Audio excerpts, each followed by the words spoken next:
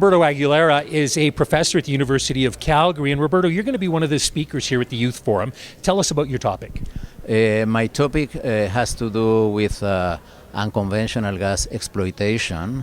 These formations have very low permeability, so typically we have to hydraulically fracture them in order to obtain the gas or oil that is stored in those reservoirs. So what are some of the key points that you expect to touch on during your talk? I'm going to be touching particularly about 3 points. One is something that we call G-Free, which is a program that I invented at the University of Calgary, where we work with geoscientists, reservoir engineers, drilling engineers, economists, different people in the industry, and where we look very carefully on issues related to externalities, including environment and including social issues. And the other two then? Or G-Free, environment and social issues, those are the 3 topics? Well, the other topic has to do with horizontal wells, Okay. How to drill the horizontal wells, how to collect the data that is needed to properly doing the job safely, and how to obtain the maximum oil or gas production from the horizontal well.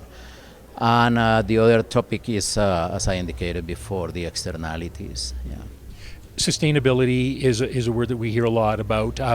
What is your definition of sustainability?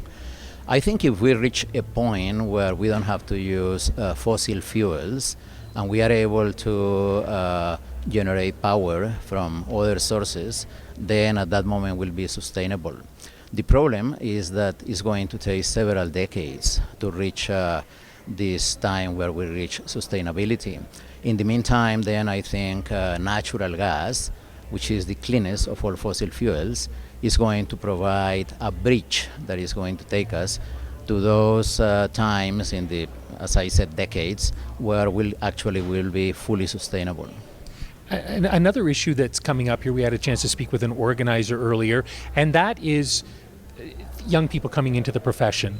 And there aren't enough of them to fill all the jobs right now. Now, in the time that we were off camera, you had a chance to say hello to a number of ex-students of yours.